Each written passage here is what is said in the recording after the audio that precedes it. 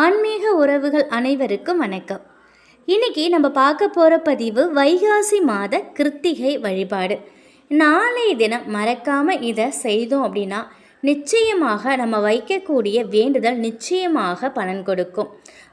வெற்றியை கொடுக்கக்கூடிய கடவுள் அப்படின்னாலே முருகப்பெருமான் தான். நம்முடைய வாழ்க்கையில் தொடர் தோல்விகள் இருந்தால் வாழவே பிடிக்கல, இந்த வாழ்க்கையை வெறுத்துட்டு அப்படிலாம் நினைக்கிறவங்க நாளைய தினம் முருகப்பெருமானை நம்பிக்கையோடு வழிபாடு செய்யுங்க. உங்கள் கையை பிடிச்சிக்கிட்டு உங்கள் வாழ்க்கையை நடத்தி செல்ல முருகப்பெருமானே உங்களோட வருவாங்க. அதில் எந்த சந்தேகமும் கிடையாதுங்க. நாளை வைகாசி மாதம் வரவிருக்கக்கூடிய கார்த்திகை நட்சத்திரத்தன்று முருகப்பெருமானை எந்த மந்திரத்தை சொல்லி எப்படி வழிபாடு செய்யறது அப்படிங்கிறத இந்த பதிவில் நம்ம பார்க்கலாம். வெற்றி கிடைக்கணும், சொந்த வீடு கட்டணும், கடன் சுமையிலிருந்து வெளிவரணும், குழந்தை பாக்கியம் கிடைக்கணும், கணவன் மனைவி ஒற்றுமையோடு இருக்கணும், குடும்பத்தில் சந்தோஷம் நிலையாக இருக்கணும் அப்படின்னு நினைச்சிங்க அப்படின்னா நீங்கள் வழிபாடு செய்ய வேண்டிய ஒரே கடவுள் முருகப்பெருமான் தான். நாளைய தினம் அதிகாலையிலேயே குளித்து சுத்தபத்தமாக குளிச்சுட்டு விரதத்தை தொடங்குங்க. உங்களுடைய வீட்டில் வேல் இருந்தால் அதற்கு அபிஷேகம் செய்து விளக்கேற்றி வைத்து வழிபாடு செய்வது சிறப்பான பலனை கொடுக்கும். அதே சமயம் முருகப்பெருமானுக்கு உரிய வெற்றிலை தீபத்தை நாளைய தினம் ஏற்றுவது மிக மிக சிறப்பான பலனை நமக்கு கொடுக்குங்க. வெற்றிலை தீபம் வெற்றியை மட்டுமே நமக்கு கொடுக்குங்கிறது நம்பிக்கை. 6 வெற்றிலை வைத்து அதற்கு மஞ்சள் குங்குமம் வைத்து அதன் மேலே ஒரு மண் நகல் விளக்கு வைத்து முருகப்பெருமானை நினைத்து தீபம் ஏற்றலாம். முடியாதவங்க வருத்தப்படாதீங்க. உங்கள் வீட்டில் சாதாரணமாக ஏற்றும் விளக்கை ஏற்றி முருகப்பெருமானை மனசார பிரார்த்தனை பண்ணிக்கோங்க.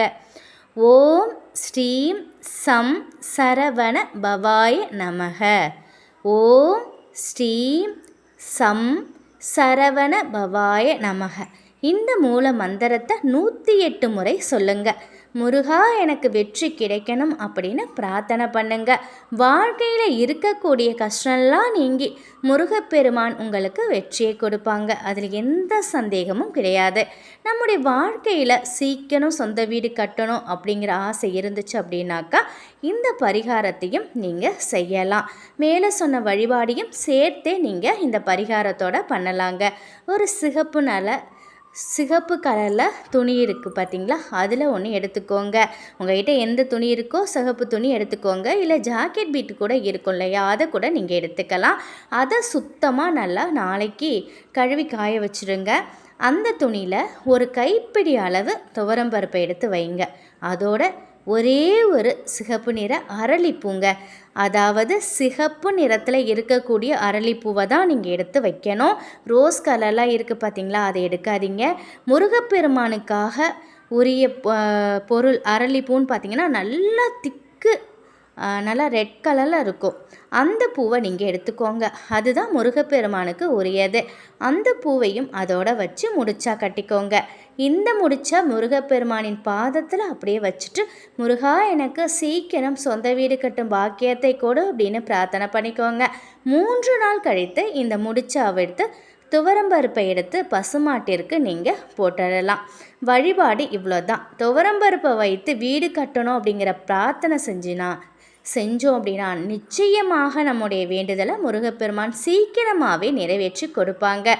நம்ம வீட்டு பக்கத்தில் ஏதாவது ஒரு அநாத ஆசிரமம் இல்லை முதியோர் இல்லம் எதுவாக இருந்தாலும் அங்கே 5 கிலோ துவரம்பருப்பை வாங்கி தானமாக கொடுங்க. நாளைய தினம் நீங்கள் கையோடு இந்த தானத்தையும் செய்தால் நிச்சயமாக 3 நாளில் நீங்கள் வைக்கக்கூடிய வேண்டுதல் உங்களுக்கு பலன் கொடுக்கும். அதற்கான அறிகுறி உங்கள் கண்ணுக்கு தென்படும். மறக்காமல் முழு மனதோடு இதை நீங்கள் செய்து பாருங்கள். நிச்சயமாக அடுத்த கிருத்திகைக்குள்ளே உங்களுக்கு நீங்கள் எதிர்பார்க்காத அளவுக்கு நல்லது உங்கள் வீட்டில் அதிசயம் நடக்கும். நல்ல நல்ல மாற்றங்கள் நடக்கும். நம்முடைய வேண்டுதல் அனைத்தும் நிறைவேறணும் அப்படின்னா இந்த ஒரு வழிபாட்டோடு இந்த பரிகாரத்தையும் செய்து பாருங்கள். நிச்சயமாக முருகப்பெருமான் நமக்கு உறுதுணையாக வருவாங்க. முருகப்பெருமானின் மீது முழு நம்பிக்கை வைத்து செய்து பாருங்கள். முழு பலனும் உங்களுக்கு கிடைக்கும். முருகப்பெருமானின் அருளில் எப்பொழுதும் உங்கள் வீட்டில் செல்வ செழிப்பும் ஆரோக்கியமும் மகிழ்ச்சியும் நிலைத்திருக்கட்டும். நன்றி.